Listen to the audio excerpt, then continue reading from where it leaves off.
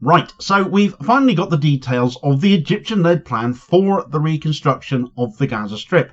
It is detailed, it is thorough, it still raises a few questions, but compared to the Israel and Trump endorsed plan, it is orders of magnitude better. Not that that was a very high bar to cross, when the alternative was, of course, forced displacement of the entire Gaza Strip to neighbouring countries, who have not only refused that, but have now come up with and gained the backing of Arab leaders from across the Middle East. Gaza has endured more than 15 months of destruction and is now at the mercy of Israel once again as they cut off aid supplies and resume strikes, to all intents and purposes ending the ceasefire as they have, because they've once again changed the rules and demanded everyone else accept that or else. The world is tired of seeing Israel act with impunity. Now a plan to restore Gaza is on the table. The small matter of putting Israel in their place and removing them from this equation, much as this plan also removes Hamas from it as well, must be approached. If the entire Middle East can now finally speak with one voice, backing this plan as something they want to see delivered, then how they choose to deal with Israel next, as they must, is critical. Right, so it is hardly breaking news to anyone on the planet, I shouldn't think by this point, that Gaza is in ruins, and its population war-weary and utterly traumatised by the death and destruction meted out upon them and all of their loved ones. But there may be some good news on the horizon in the aftermath of this catastrophe.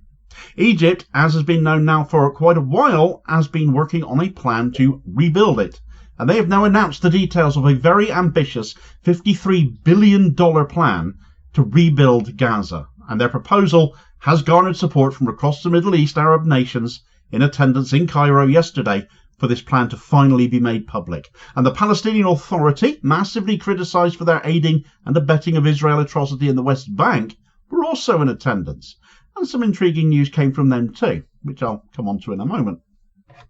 The Israeli genocide of Gaza has, of course, resulted in unprecedented levels of destruction in the Gaza Strip. Entire neighbourhoods have been reduced to rubble. We've seen all the pictures, we've seen all the imagery, we've seen the video clips. Critical infrastructure has been obliterated. Tens of thousands of civilians have been killed or injured, and many more than that have been forcibly displaced from their homes. War crimes, every single one of them.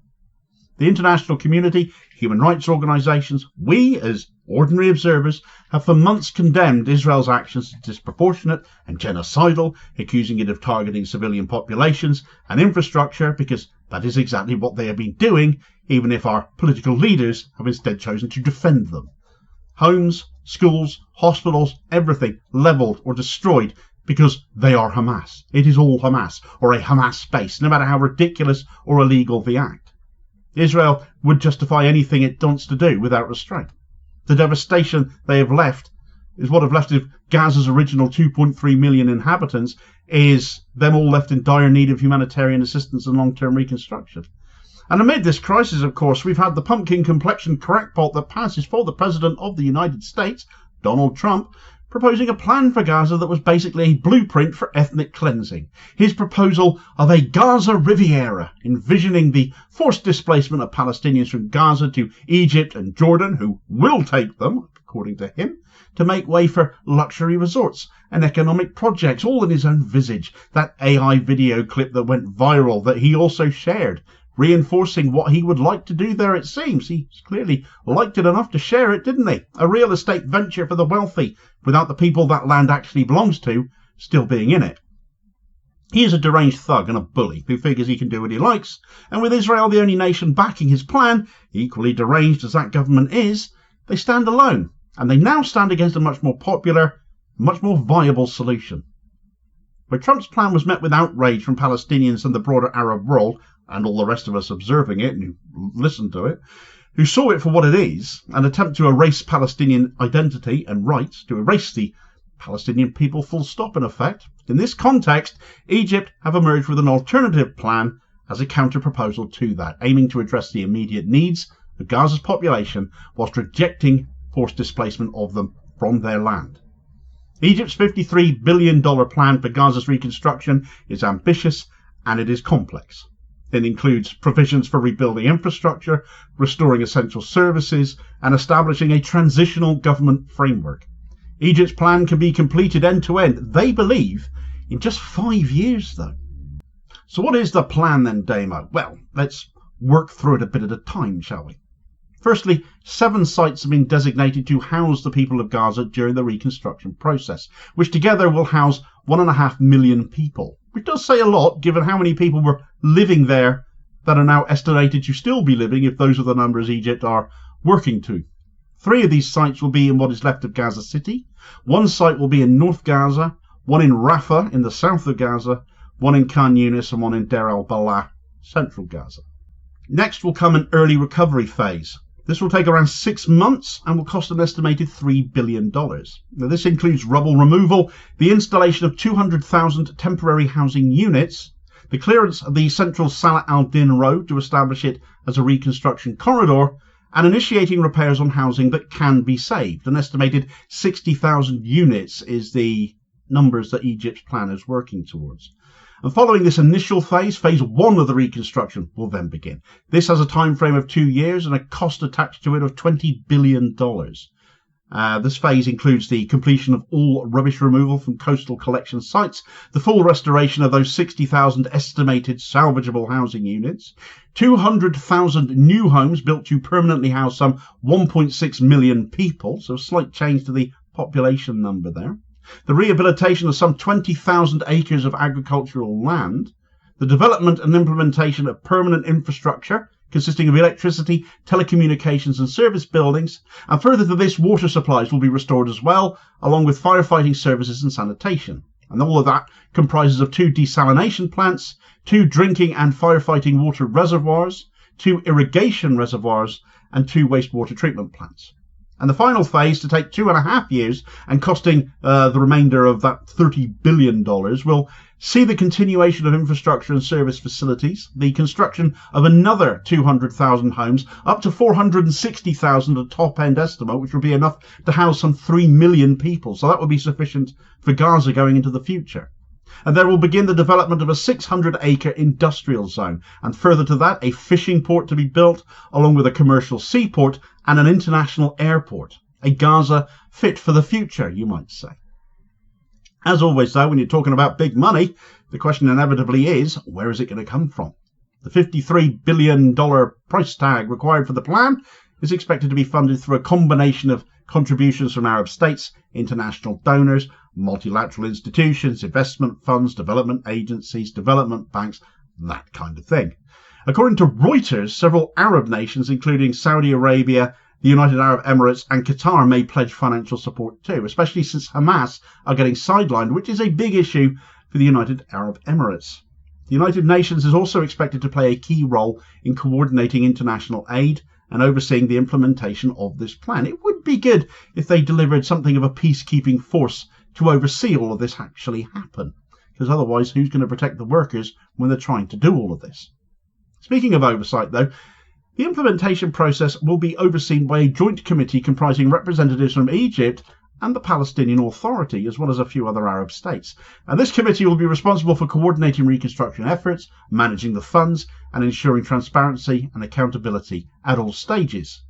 Amongst the attendees supporting this plan were Egyptian President Abdel Fattah el-Sisi, Palestinian President Mahmoud Abbas, Jordan's King Abdullah II, and representatives from Saudi Arabia, the United Arab Emirates, and from Qatar. The Palestinian Authority's presence might be alarming to some here, though, especially given how pro-Israel they have been in the West Bank. They are Israel's loyal patsies for the most part, after all. We have seen what they've been carrying out in the West Bank and how reprehensible that has been.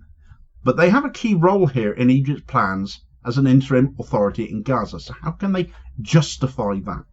Well, in what could be a sign of a much-needed shift in Palestinian leadership, squatting Palestinian Authority President Mahmoud Abbas, who has been dodging elections since 2006, has now stated he is prepared to hold them within a year of taking interim governance of Gaza. At 89 years of age, Abbas might now be feeling it, perhaps. Hamas standing aside, and they are prepared to do so, it seems, having expressed support for Egypt's plans as well. All in all, perhaps make that a feasible vision. All in all, though, as a plan, this is a great vision for Gaza going forwards, and the aspects of forced displacement are very much off the table with it.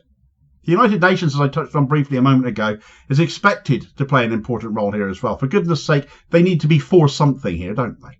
In addition to coordinating international aid getting in as reconstruction gets underway, the UN should likely be involved in overseeing the transitional governance arrangements with the PA, ensuring that the reconstruction process adheres to international humanitarian standards and that the PA do things right, shall we say.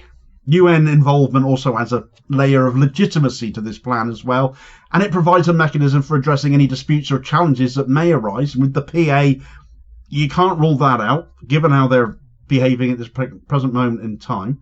And you would hope the spectre of a US veto at the UN wouldn't be an issue here either, because everyone has had enough of those. But again, you can't just rule it out, can you? It's there at the back of your mind, you can't help it. Let's try and stay positive, though. While the Egyptian plan offers a comprehensive framework for Gaza's reconstruction, there are clearly some obvious challenges to it.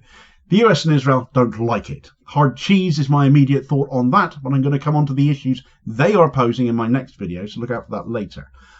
One of the most significant hurdles I am going to cover here, though, is the question of governance. The sidelining of Hamas, while welcomed by some, welcomed by a lot of people, and Hamas are going along with it, it seems, they are perfectly prepared to stand aside.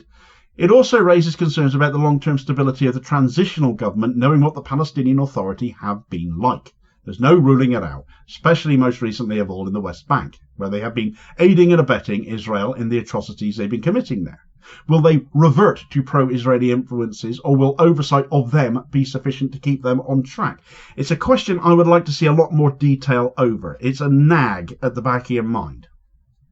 Another challenge is the issue of security, of course. The deployment of an international peacekeeping force, ideally led by the UN, would be a great positive step, but ensuring the safety of aid workers and preventing renewed conflict from kicking off thanks to Israel, will require sustained commitment from the international community, and actually holding Israel to account for any atrocity being carried out to stymie or prevent the reconstruction process must be dealt with. There can be no more excusing of Israel if this is to work.